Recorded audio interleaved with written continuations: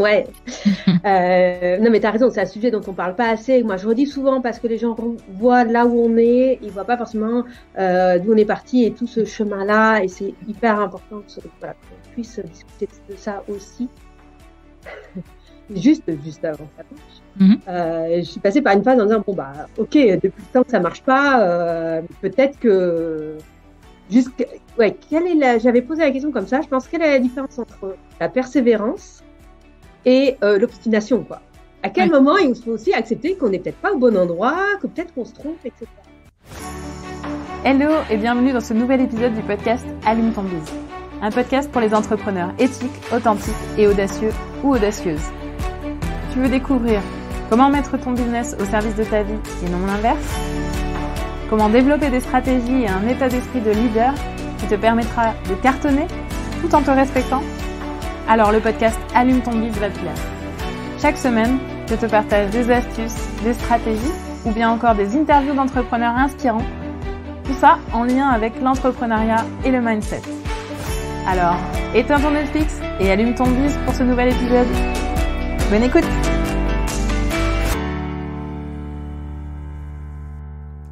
Hello! Bienvenue dans ce nouvel épisode. Avant de démarrer l'épisode du jour, je souhaitais m'excuser un peu par avance de la qualité de l'audio que vous allez entendre et qui n'est pas au top, je sais. Pour être transparente avec vous, je suis toujours en train de chercher les bons réglages de mon nouveau micro pour les interviews. Et je fais vraiment tout mon possible pour améliorer ça pour la suite, mais pour l'instant, j'ai pas encore trouvé comment bien le régler. Comme quoi, vous voyez, c'est pas toujours parce qu'on investit dans du meilleur matériel qu'on a des meilleurs résultats. Donc, se lancer avec déjà ce qu'on a, le matériel qu'on a, c'est très bien, il faut pas hésiter à y aller. Bref, si j'ai tenu malgré tout à garder cette interview et pas à la refaire, c'est parce que, personnellement, moi, je suis fan du côté spontanéité et convivialité. Et j'aurais vraiment eu peur que l'échange soit plus artificiel ou plus superficiel si on avait dû le refaire. Maintenant que ça s'est dit, rassurez-vous quand même, on entend quand même ce que mon invité dit et c'est quand même l'essentiel. Et justement, en parlant de mon invité, aujourd'hui, dans cet épisode, j'accueille Aline Garnier. J'ai rencontré Aline récemment sur un séminaire business et en échangeant un peu avec elle sur son parcours, nous en sommes venus à convenir que ce serait super intéressant de vous le présenter aussi. Pourquoi ?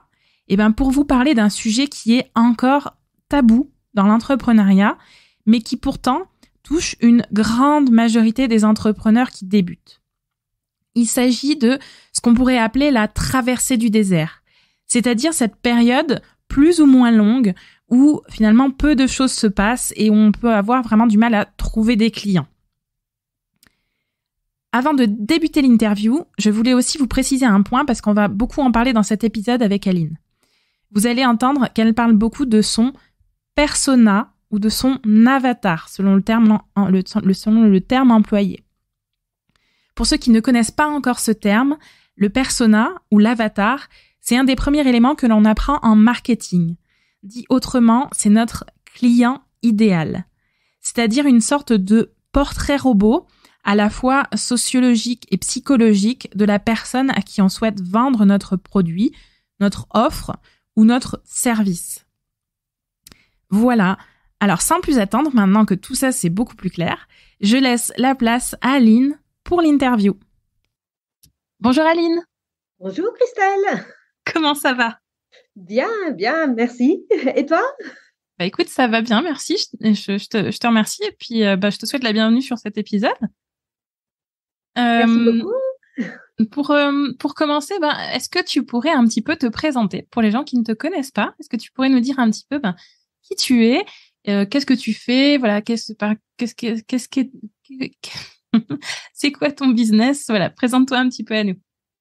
Ok, je m'appelle Aline Garnier, j'ai 2 activités. Mon activité principale, qui est aussi la plus ancienne, c'est Bouge tes genoux, où je suis coach sportif spécialisé dans les douleurs chroniques aux genoux.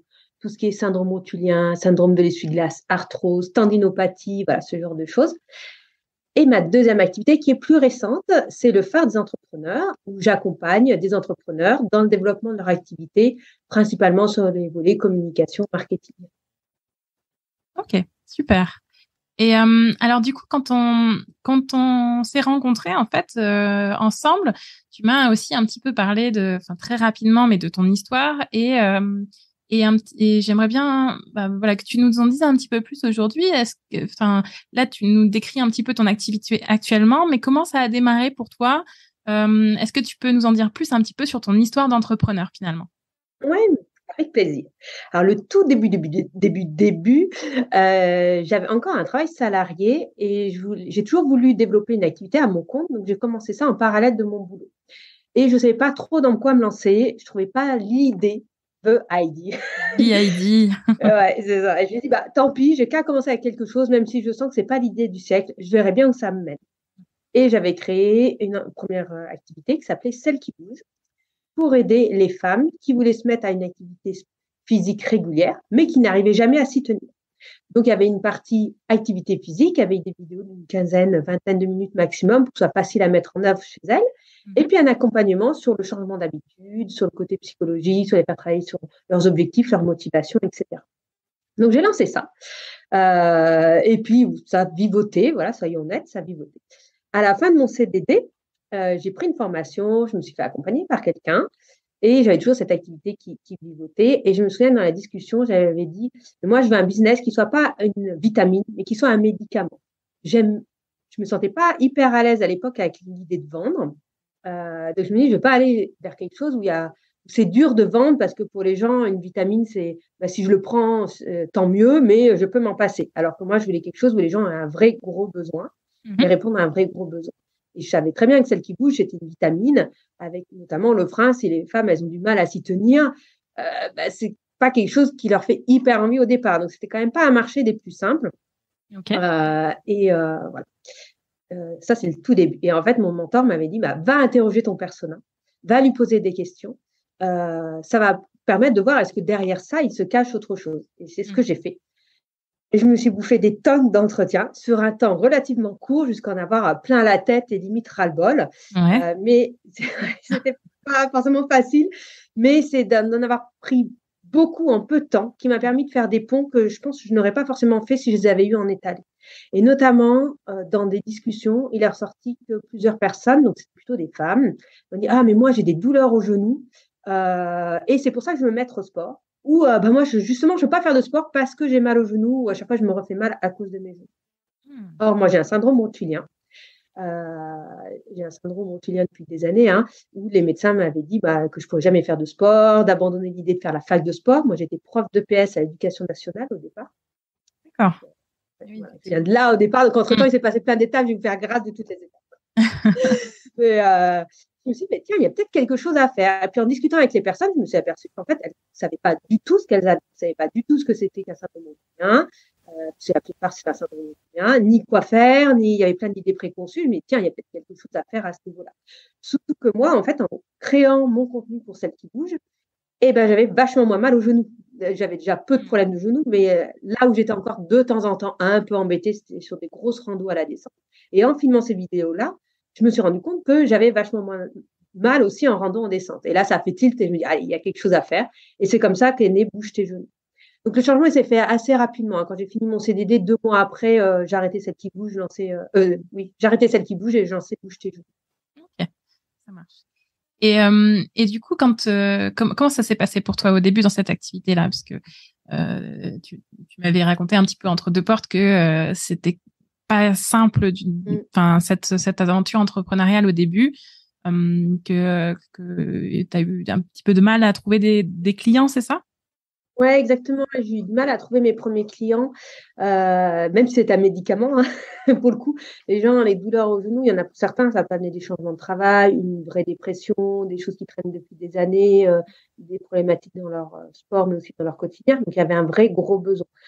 Et je sentais bien ce vrai gros besoin sur lequel j'avais vraiment des choses à proposer.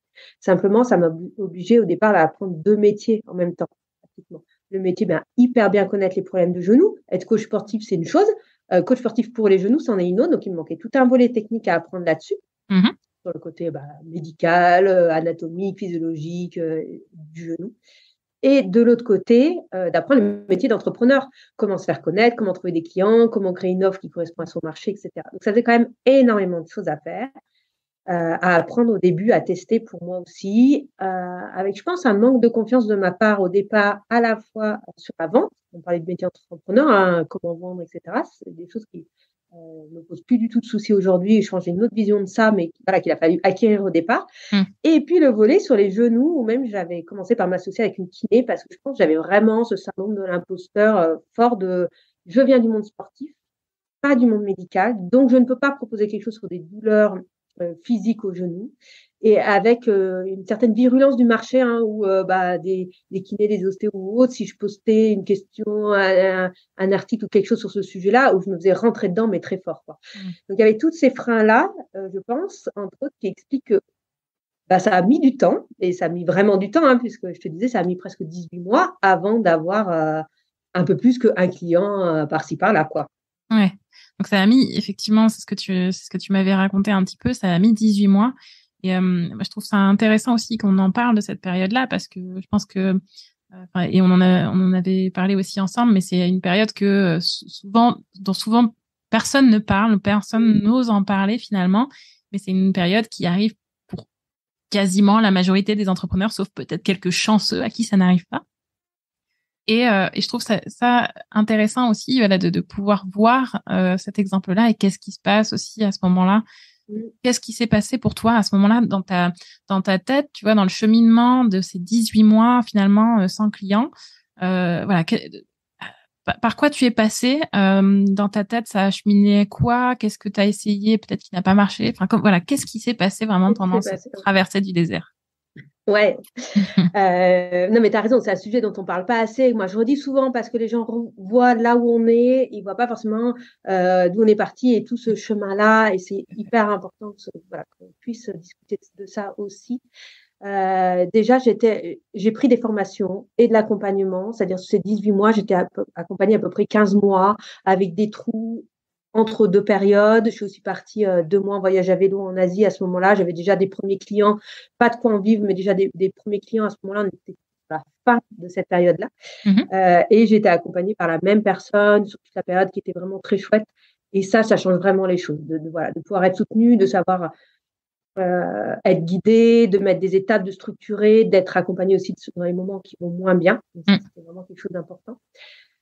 Après, il y avait aussi quelque chose de hyper enthousiasmant, c'est d'apprendre ces deux métiers en même temps. C'était hyper intéressant des deux côtés. Et j'ai fait un choix au départ qui vraiment, je ne regrette pas du tout, c'est d'avoir documenté tout ce que j'apprenais au fur et à mesure.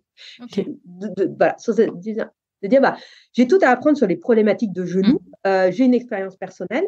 Et bien ça, plutôt que de l'apprendre pour moi, l'ingurgité, puis de prendre mes notes pour moi, je vais en créer un site internet. Sur ce site, je vais documenter ce que j'apprends au fur et à mesure. Ça me fait une trace, ça fait quelque chose auquel je peux me référer aussi. Et en fait, c'est vraiment ça. Enfin, aujourd'hui, je trouve mes clients par le SEO, donc, vraiment grâce au site internet. Et puis ma légitimité, cette fameuse légitimité que j'avais un peu du mal au début. En fait, quand les gens ils arrivent, parce qu'il y a le site, ils m'estiment légitime pour régler leurs problèmes de genoux. Il n'y aurait pas de site, clairement, pas ce contenu-là. Il n'y aurait pas de canal d'acquisition de clients. Et en plus, je n'aurais pas pour mes clients cette légitimité-là, puisqu'aujourd'hui, pour un problème de ce type-là, les gens ne pensent pas forcément à un coach sportif. Et encore moins un coach sportif en ligne. Donc, il y avait vraiment cette histoire de prouver que je pouvais être compétente, légitime pour ça. Et donc aussi, quelque part, c'était vraiment une période de construction pour moi. Et donc, ça a pris du temps, mais en même temps, j'avais, je pense, besoin de ce temps-là. Ça aurait été difficilement, on peut toujours se dire, on aurait pu faire ça un peu plus ça, un peu plus tôt ça, etc. Mais je pense que j'avais besoin de ce temps-là aussi. C'est mon temps aussi de construction en tant qu'entrepreneur et mon temps de construction en tant que spécialiste du genou, en fait. Okay. Ouais, donc j'entends finalement, en fait, il y a un temps d'intégration aussi bien sur l'offre que tu voulais faire, sur l'accompagnement que tu voulais avoir avec les personnes auprès de qui tu te dirigeais, et sur la posture d'entrepreneur en elle-même aussi, et ce que ça impliquait. C'est ça? Ouais, et puis à la fois la posture et puis de tout ce que ça implique derrière. C'est-à-dire que moi, je connaissais pas grand-chose sur Internet, donc créer un site Internet, créer une offre, l'héberger, un système de paiement. C'était aussi tout ça techniquement derrière, créer des séquences email, qu'est-ce qu'on écrit, comment on écrit. Donc, je pense que je me considérais vraiment en période d'apprentissage aussi. Et en période d'apprentissage, on sait que ça prend du temps. On sait qu'il y a des essais-erreurs, que des fois, il y a des trucs qui marchent, des trucs qui ne marchent pas. Donc, ça faisait partie pour moi, quelque part, du jeu, ce qui ne peut pas dire qu'il n'y a pas eu des moments difficiles. Hein. Voilà, ça ne veut pas dire ça. Mais par contre, quelque part, j'avais intégré, ça faisait partie du processus. Et justement, du coup, tu me dis, voilà, j'ai essayé des choses qui n'ont pas marché. Par quoi t'es passé, qui n'a pas peut-être pas fonctionné pour toi, je le répète, parce que du coup, là, pour ceux qui nous écoutent, ça ne veut pas forcément dire que ça ne marchera pas pour eux, mais voilà, qu'est-ce qui, pour toi, n'a pas marché? Ce qui n'a pas marché, et ce qui fait qu'à un moment, ça s'est décoincé. Hein. Justement, on va y venir. Ce qui n'a pas marché, c'est que je crée mon entreprise, moi, pour avoir une certaine liberté. Je disais, j'étais partie 2 mois en voyage à vélo, je repars encore régulièrement en voyage en famille. Et quand j'avais créé Bouge tes genoux, en fait, mon mari devait partir travailler 6 mois à l'étranger. Et ça a été aussi le déclic de me dire, mais moi, en fait, je ne me vois pas du tout à la maison, gérer la maison et les enfants. Donc, il faut que j'ai un travail que je puisse faire de n'importe où. C'était parti de là au départ. Donc, dans ma création de mon offre, j'avais vraiment ça en tête. Or, mon persona, c'était pas ça qu'il voulait. Mon persona, il voulait de l'accompagnement individuel, hyper proche et tout ça. Et j'essayais de voir comment je pouvais faire concilier les deux, jusqu'à ce qu'à un moment aussi, je lâche aussi une partie de ça et je mette une offre avec vraiment de l'accompagnement. Et c'est cette offre-là qui a décollé, qui m'a permis de faire des ventes, en fait. On déborde un peu sur comment j'en suis sortie, hein, mais c'est ça qui m'a permis de passer d'une activité qui vivote à une activité qui marche. Quoi. Ouais, ça marche. Et du coup, justement, qu'est-ce qui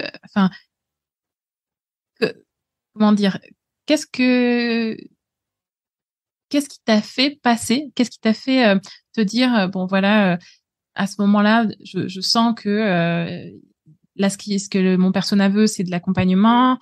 Moi, pour l'instant, je suis pas prête. Qu'est-ce qui t'a fait passer je suis pas prête à bon, j'y vais, je me lance? Ouais, je pense qu'il y a plusieurs facteurs. Il y en a un, j'ai vendu cette offre-là, ça m'empêchait pas de partir en voyage.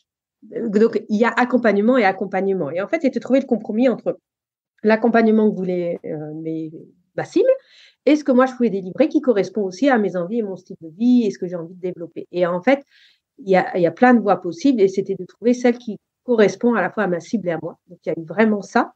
Mais je pense que si j'étais pas allée avant, c'était pas juste pour cette histoire de temps, d'organisation et de trouver comment proposer cet accompagnement. C'est que je pense que j'avais des freins, des barrières. Je pense la peur de pas être compétente, le peur de pas être à niveau et que dans l'accompagnement, mes clients s'en rendent compte. Ce qui est différent sur un programme tout automatisé, je pense qu'il y avait ça aussi derrière. Cette peur de légitimité, ouais, je pense que. Ouais. Donc c'est ça, j'entends effectivement, il y a de ce que tu me dis, il y a comment dire, il y avait à la fois, il t'a fallu en fait faire un compromis avec toi-même entre guillemets en trouvant la voie qui à la fois satisfaisait une offre claire pour tes clientes à laquelle elles pouvaient se raccrocher et tes envies personnelles, la façon dont toi tu voyais ta vie d'entrepreneur et ce que ça te permettait de faire.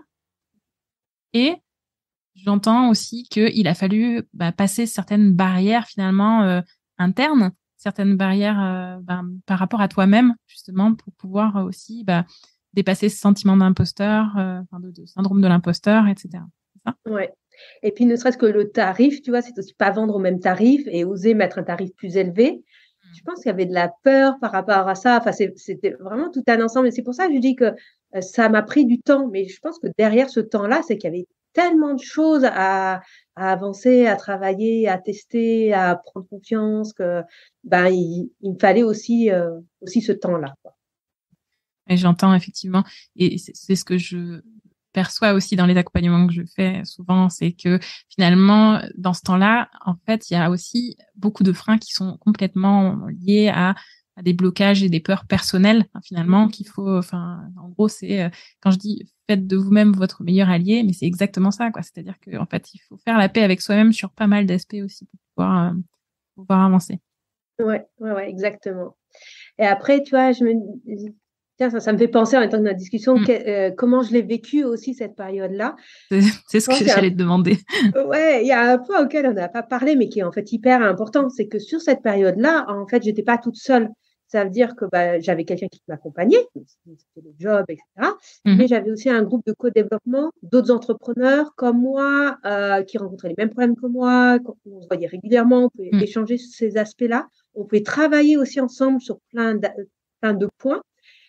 Et ça, vraiment, ça m'a aidé à avancer. Et je me souviens que juste avant que ça marche, juste avant que ça marche, je suis passée par une phase en disant bon bah ok, depuis le temps que ça marche pas, peut-être que j'avais posé la question comme ça, je pense quelle est la différence entre la persévérance et l'obstination, quoi. À quel moment il faut aussi accepter qu'on n'est peut-être pas au bon endroit, que peut-être qu'on se trompe, etc. Ça, c'est une question hyper pertinente. Ouais, tout à fait. Et c'était vraiment cette question-là. Et c'était derrière ça, mon mentor à l'époque avait compris que je voulais peut-être lâcher l'entrepreneuriat. Je dis non. En fait, c'est l'inverse. C'est qu'à un moment, si j'ai utilisé toutes mes ressources financières et toutes mes ressources aussi de confiance et de motivation, il faut dire aussi que si j'ai utilisé toutes mes ressources, je ne pourrais pas rebondir. Et là, je sens que c'est un moment où il faut que je me pose la question, parce que peut-être qu'il sera trop tard pour rebondir, en tout cas beaucoup plus difficile. Donc, ça m'oblige à reprendre un travail salarié, que ça reporte beaucoup de temps, etc. Et que je me posais ces questions-là, cette différence entre obstination et persévérance. Et au fond de moi, je pense que ce qui m'a aidé aussi sur cette période-là, c'est d'être toujours persuadée que les gens en face avaient un vrai, très, très gros problème pour lequel je pouvais vraiment apporter quelque chose. Peut-être pas résoudre tous leurs problèmes, mais en tout cas que ce que j'avais apporté pouvait vraiment les aider. Parce que j'avais expérimenté sur moi aussi. Et puis parce que je voyais bien sur mes premiers clients, j'avais quand même eu des clients, sur mes premiers clients, il y a eu des très beaux résultats. Donc, j'étais persuadée de l'intérêt de ce que je voulais apporter. Là où je n'étais pas persuadée, c'était ma capacité à moi de pouvoir l'apporter, de pouvoir montrer aux gens de l'intérêt et de pouvoir l'apporter. Et puis, quand même des remises en question sur la forme de ce que je proposais, mais il y avait quand même ça en fond. Et mon mentor à l'époque m'avait dit, quand j'ai eu cette question-là, on était revenu là-dessus aussi, sur les entretiens que j'avais eus, sur ce que ça pouvait apporter, les premiers clients et tout ça. Et on avait bien validé ensemble qu'il y avait quelque chose à faire. Et il m'avait dit plusieurs choses importantes. De revenir sur mon pourquoi. Pourquoi je voulais me lancer en tant qu'entrepreneur. Ce pourquoi-là, il était très clair pour moi. N'empêche que de le re-exprimer, d'abord à l'écrit pour moi et ensuite face à quelqu'un, ça m'a fait du bien et ça a clarifié certaines choses, même si j'avais déjà bien travaillé là-dessus avant. La deuxième chose qu'il m'a dit, c'était de dire, il y a une vraie problématique, il y a une vraie solution. Peut-être qu'on ne s'adresse pas au bon marché, peut-être qu'on ne s'adresse pas avec la bonne offre, peut-être qu'on ne s'adresse pas au bon endroit. Ça ne remet pas en cause, mais ça ne remettait pas en cause qu'il y avait quelque chose à faire sur les douleurs au genou et que ce que je proposais pouvait vraiment aider là-dessus. Et de se dire, mais on s'est peut-être trompé sur un autre des points et peut-être qu'il faut aller chercher autrement. Il y a eu ça qui était hyper important. Ce qui m'a amené aussi à recreuser, réinterroger mon personnage. Autre point important, et elle a dit à un moment, quand ça va se débloquer, tu vas le sentir. Au moment où ça va se débloquer, tu vas le sentir. J'avais dit, je te fais confiance, je t'aime bien, mais sincèrement, là, je sens rien. Alors, tu vas le sentir. Bon, on verra bien, quoi. Ok. Mais, voyez pas trop. J'attends de voir. Voilà, j'attends de voir. Exactement, j'attends de voir. J'ai pas attendu sans rien faire, j'ai quand même réinterrogé mon personnage, etc. Et puis je me souviens que genre un mois et demi après, on était à peu près à la période du Covid, en plus, une période un peu compliquée. J'ai dit je sens. J'ai dit là, je fais pas plus de ventes, mais il se passe quelque chose. Là, je le sens. Ça va y aller. Et en fait, le ça va y aller, c'était un peu plus de mails. Les gens, dans les échanges avec les personnes, je sentais que il allait se passer quelque chose. Et c'est là où j'ai vendu ma nouvelle offre, qui était plus chère, qui était différente, qui était avec l'accompagnement, etc., que j'avais vendue sans trop préparer ce qu'il allait y avoir derrière, parce que depuis le temps que ça vivotait avec l'offre d'en dessous et que celle-là, j'arrivais pas à la vendre, je me dis, on verra bien si quelqu'un achète. C'était un peu la panique en disant, mais maintenant, qu'est-ce que je fais? Ça, c'est du bon problème. Voilà, exactement, c'est un bon problème. Et effectivement, derrière, c'était parti, quoi. Et il avait raison, mais ça coup, j'ai un peu du mal à y croire.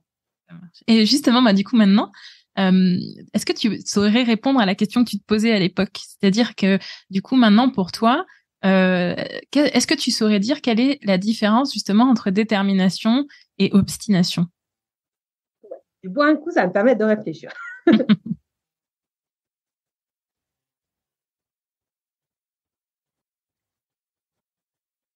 Je dirais, ouais, il y a quand même quelque chose dans l'entrepreneuriat où si on répond pas à quelque chose, à un vrai besoin de la personne en face, alors et qu'on continue là-dedans, alors c'est de l'obstination. Si on sent qu'il y a vraiment un gros problème sur lequel on peut vraiment apporter quelque chose, alors ça vaut le coup d'aller creuser plus. Et la différence là entre obstination et pertinence, ça va être est-ce que je continue à répéter tout le temps la même chose ou est-ce que je teste d'autres choses? Est-ce que je m'ouvre à d'autres idées ou est-ce que je reste que sur une seule idée? Est-ce que ça fait longtemps que je suis allée réinterroger les personnes que ça peut intéresser? Est-ce que j'ai peut-être pas pensé aussi, est-ce qu'il y a peut-être d'autres personnes qui pourraient être intéressées auxquelles je n'ai pas pensé en premier? D'autres canaux auxquels je n'ai pas pensé? Une autre offre auquel je n'ai pas pensé? Là, pour moi, je pense qu'on est sur la persévérance, alors que dans le premier cas, si on sent qu'il n'y a pas de répondant en face, que quand on parle de quelque chose, en face, il ne se passe pas grand-chose, peut-être qu'on est sur de l'obstination. Mais bon. J'entends quelque part la notion de s'ouvrir au champ des possibles, en fait, dans la persévérance. C'est pas persévérer dans le sens faire la même chose de la même façon X mille fois.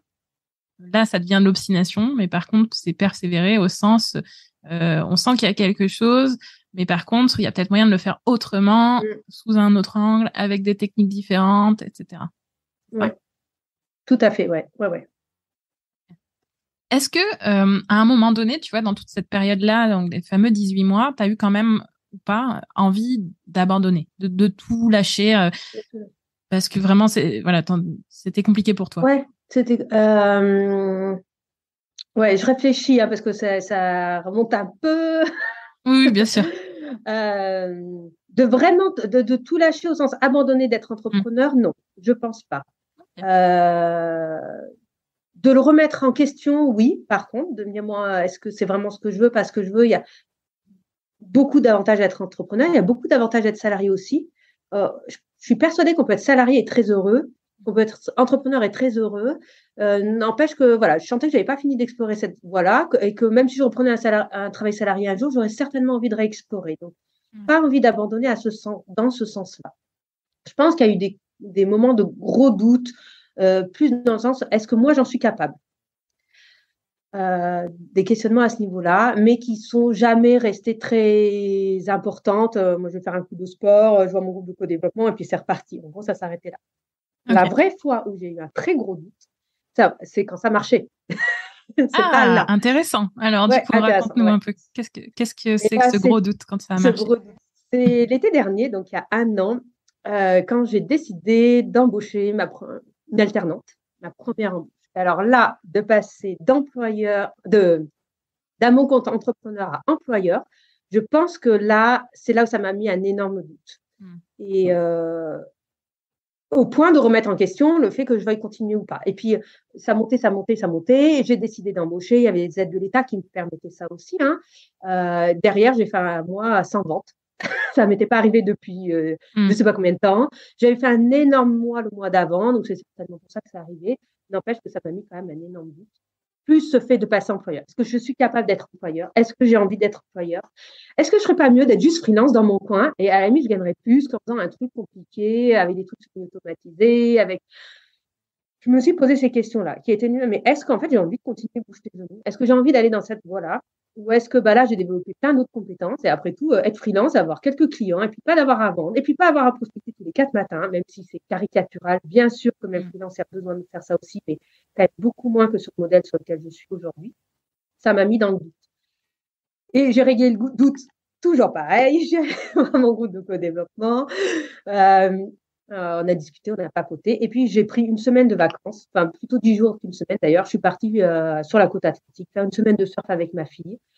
En disant, on verra bien. Et de toute façon, elle est arrivée 15 jours après et que de toute façon, il fallait assumer maintenant qu'elle allait arriver.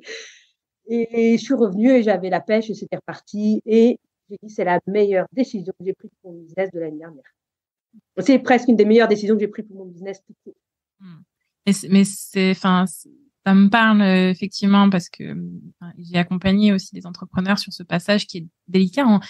On n'y pense pas forcément avant, mais il y a un vrai gap au moment où on commence à avoir son premier salarié ou en tout cas la première personne qui travaille pour soi, parce que la posture change de entrepreneur indépendant libre, on va dire seul et unique, à la posture vraiment de chef d'entreprise. Ouais. Et c'est pas la même façon du tout d'aborder les choses, c'est pas les mêmes problématiques, c'est plus les mêmes responsabilités, c'est plus les mêmes engagements. Et donc il y a en effet une période assez compliquée, un moment peut-être à assumer des choses, à assumer justement d'embrasser cette posture de chef d'entreprise finalement. Ouais, tout à fait. Tout à fait, tout à fait. Et là, je repasse à notre cap. En janvier, je passe en société.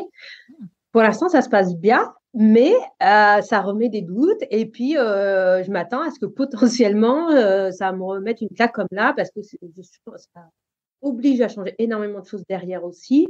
Et que je sais, voilà, je l'ai traversé une fois, je sais que ça peut arriver aussi une autre fois, parce que je m'attendais pas à ce que ça me remette en doute autant de prendre ma première salariée. Et la mise en doute, elle a été pas tout de suite, elle n'a pas été immédiate. Et donc, je sais pas exactement pourquoi ça arrive à ce moment-là, mais n'empêche que ça a été une grosse remise en question pour moi.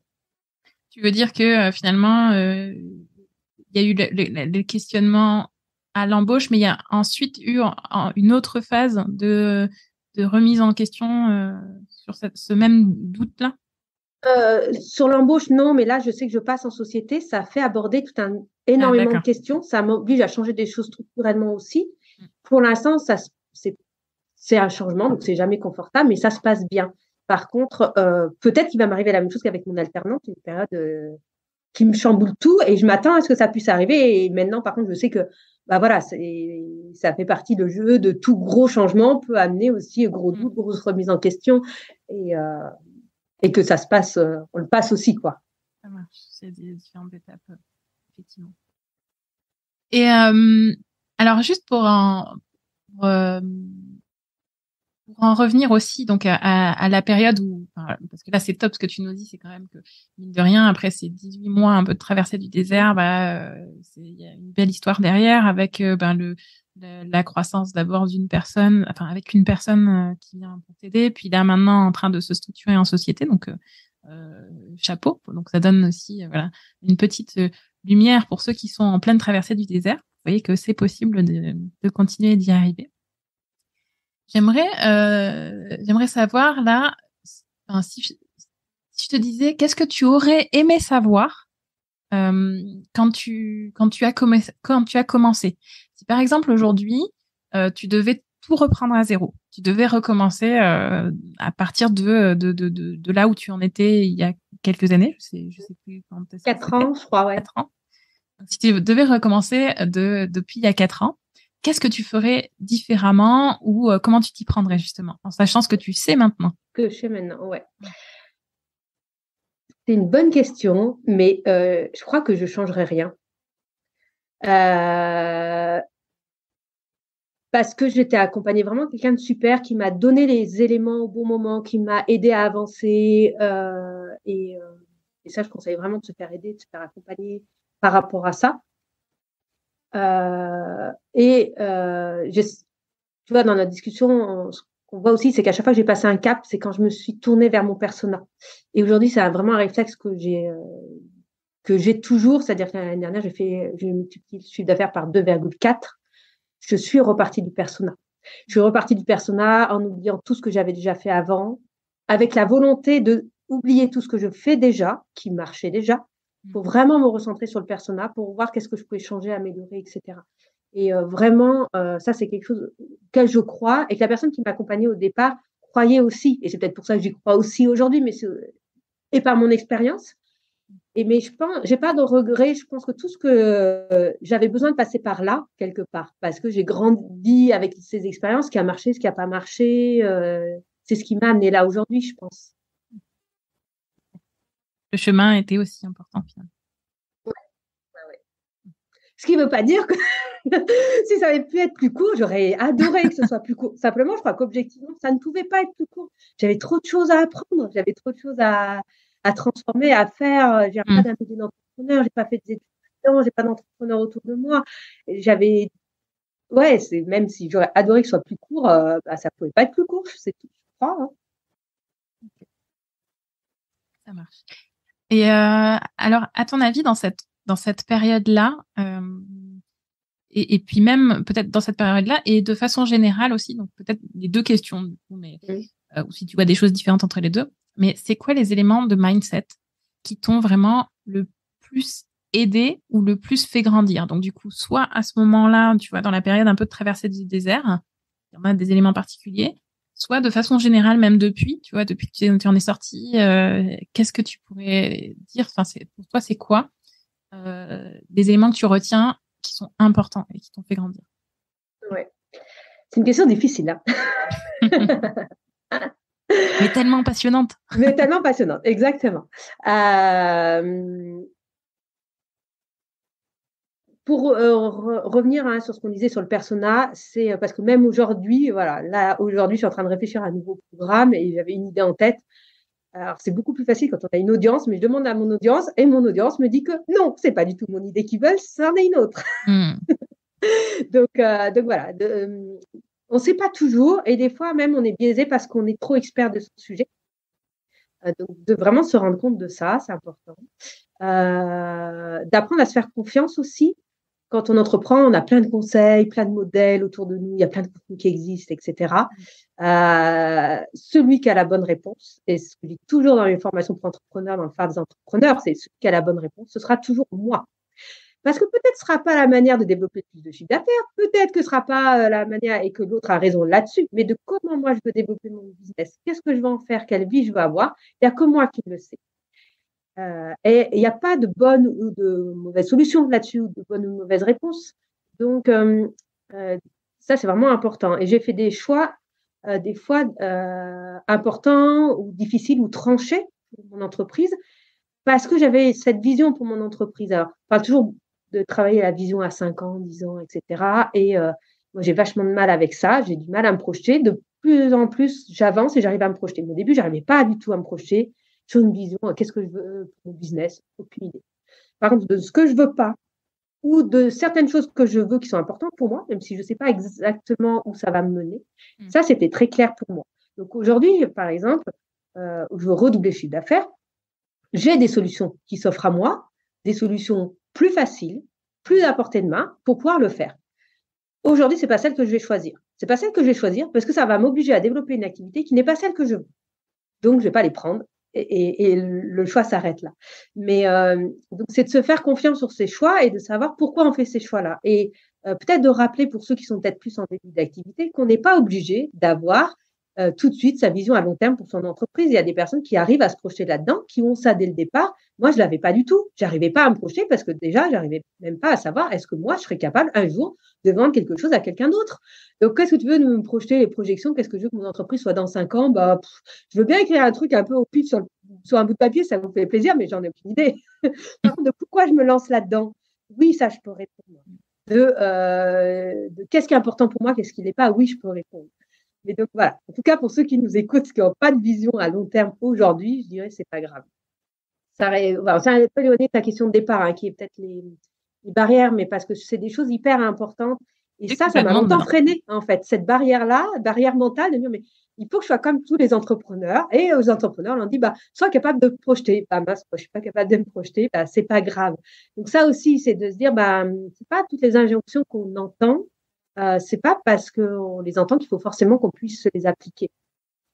Et en même temps, d'être ouvert aux conseils. Parce que c'est ça qui nous fait grandir, c'est ça qui des fois, nous oblige à nous remettre en question. Et en nous remettant en question, c'est ce qui va pouvoir soit nous ouvrir de nouvelles portes, soit de pouvoir affirmer plus fort ce qu'on veut et ce qu'on ne veut pas. Voilà, de s'ouvrir aux conseils et ne pas suivre un conseil, ça nous oblige aussi à nous affirmer. Et c'est ça aussi qui nous permet d'être plus clair avec nous-mêmes et ce qu'on veut développer, etc. Je pense que ça revient aussi à ce que tu disais tout à l'heure, c'est-à-dire qu'à un moment donné, il faut trouver sa propre solution. Donc, les conseils, c'est bien parce que ça ouvre des portes, ça donne des possibilités, des choses auxquelles on n'aurait peut-être pas pensé.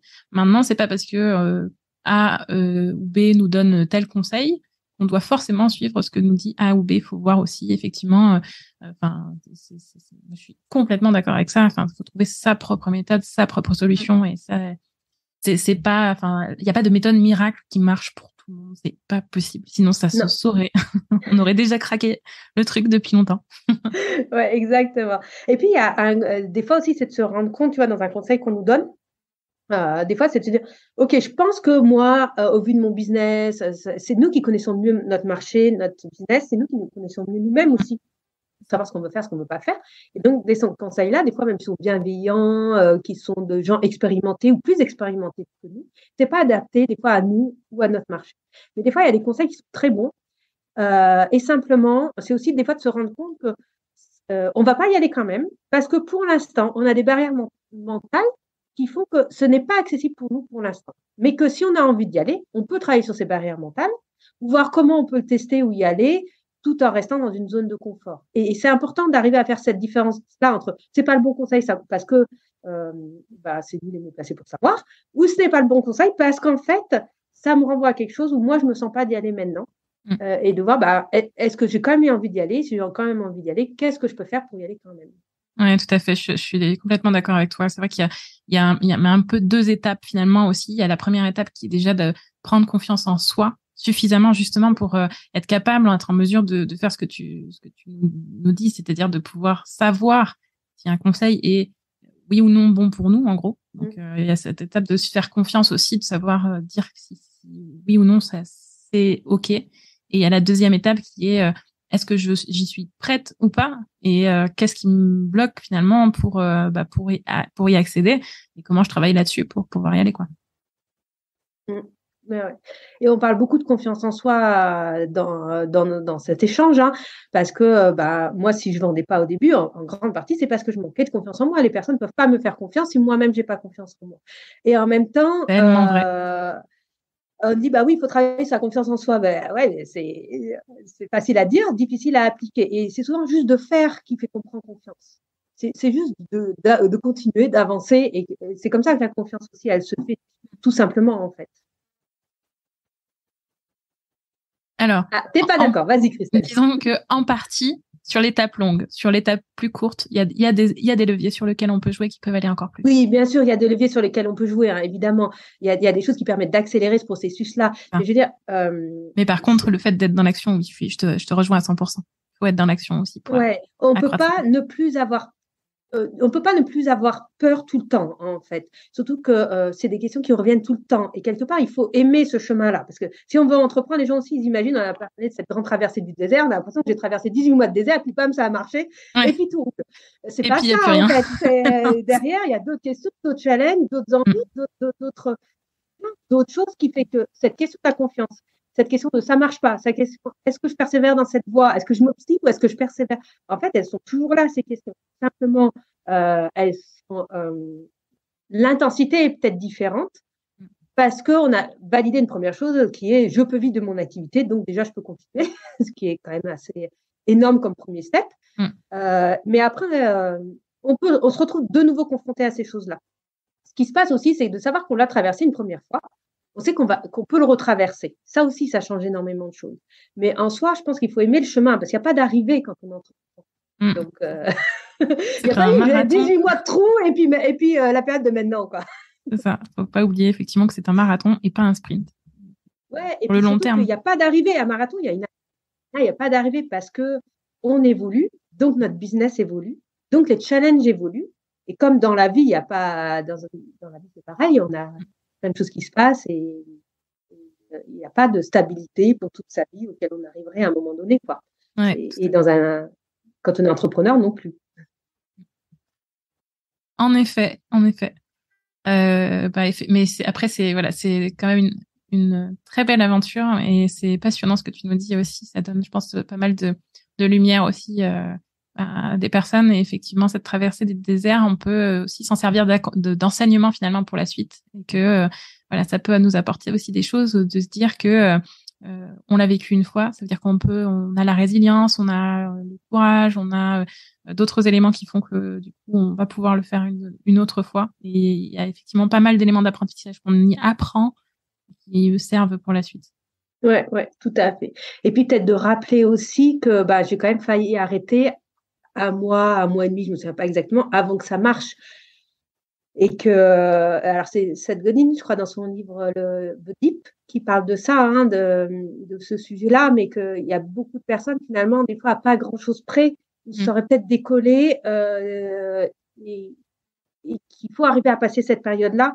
Et beaucoup d'entrepreneurs passent par cette période-là, et les réussites qu'on voit fulgurantes sont quand même plutôt l'exception que la règle. Ouais. De toute façon, l'exception n'est pas la règle. Puis plus on s'éloigne d'un modèle classique, plus on s'éloigne du modèle classique de freelancing où je vends mon temps contre un service, quand en plus, c'est ça aussi que les gens voient souvent, c'est des gens qui ont une formation sur un métier spécifique, un peu pointu, sur lequel il y a une demande de marché, qui ont été salariés, qui ont pris de l'expérience, qui se sont créés un réseau, ils se lancent tout seuls, et oui, ils peuvent tout de suite avoir des revenus, et des revenus voire supérieurs à ce qu'ils ont en tant que salariés, mais quand c'est quelque chose sur des modèles un peu différents, quand en plus, comme moi, il y a à se former déjà sur le métier de base, forcément, c'est long. Dès qu'on sort d'un modèle classique, montant contre l'argent, etc., c'est long. Et oui, il y en a quelques-uns qui vont exploser tout de suite, mais je pense que si on regardait leur histoire derrière, très souvent, ils ont déjà une formation ou un métier en lien avec l'entrepreneuriat, plus des compétences pointues de l'autre côté, et donc on n'avait pas le même chemin à parcourir avant, quoi. Ou d'autres choses qu'on ne sait pas, effectivement.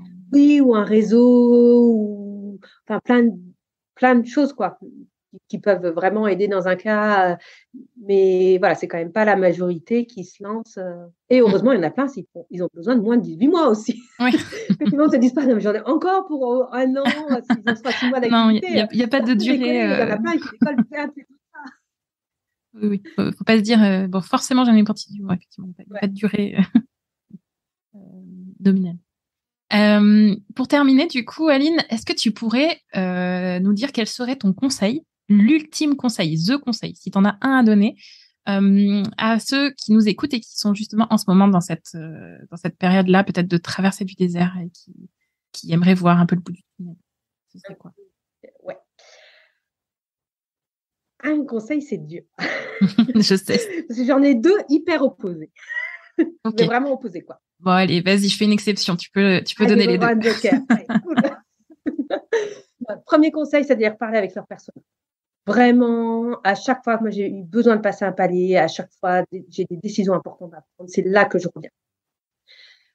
Donc, passer du temps, écouter son persona et vraiment ouvrir les oreilles à toutes les possibilités, vraiment dans une écoute au sens très très large, quoi. Deuxième conseil,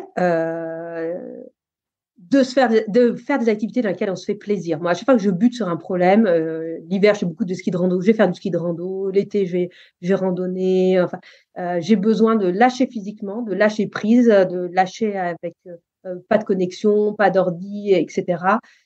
Et je ressors, j'ai les idées bien plus claires et je suis recentrée sur moi-même. Donc, c'est pour ça que c'est un peu l'inverse, hein, centré sur son client cible. L'autre, c'est centré sur soi, quoi. Et quand on mixe les deux, voilà, c'est là où ça marche. Merci beaucoup, Aline, pour ce conseil. Enfin, ces deux conseils, du coup, vous en avez eu un bonus.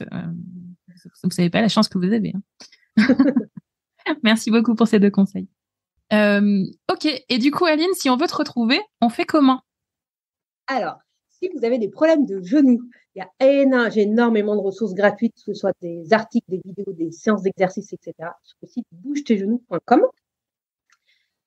Donc ça, c'est pour les problématiques de genoux et plus peut-être sur les questions entrepreneuriales pour se faire aider, accompagner. Moi, je fais des formations pour aider les entrepreneurs en co-développement, pédagogie inversée, enfin sur des choses assez innovantes. Ça s'appelle lephardesentrepeneurs.com et j'ai aussi une newsletter avec plein de conseils, entre autres ceux que je vais donner là, mais plein d'autres aussi sur comment développer son activité et ça s'appelle Tout Azimut. Ça marche. De toute façon, on va mettre, je mettrai tous les liens que tu as cités en description de l'épisode. Donc, vous pouvez si vous êtes intéressé, vous pourrez les retrouver en description de cet épisode. Merci, Aline. Avec plaisir. Merci beaucoup. Bon après-midi. Et puis, à bientôt. À bientôt. Au revoir. Salut. Voilà. C'est la fin de cette interview avec Aline. J'espère que ça vous aura inspiré. Et peut-être, si vous-même vous êtes en plein dans cette traversée du désert, je souhaite vraiment que ça ait pu vous rassurer et peut-être vous donner un regain de motivation pour persévérer. Pour persévérer et donc pas vous obstiner, pour rappeler la nuance dont on a parlé pendant l'enregistrement. Avec Aline, nous avons aussi beaucoup échangé sur l'importance d'être accompagné pendant cette période. C'est pas pour prêcher ni pour ma paroisse ni pour celle d'Aline, mais comme vous avez entendu, il existe de multiples façons d'être accompagné. Mais en tout cas, ce qui est important, c'est que quelle que soit la façon dont vous le choisissiez, c'est important de ne pas négliger ce point, de pas rester seul face à vos doutes et à vos incertitudes.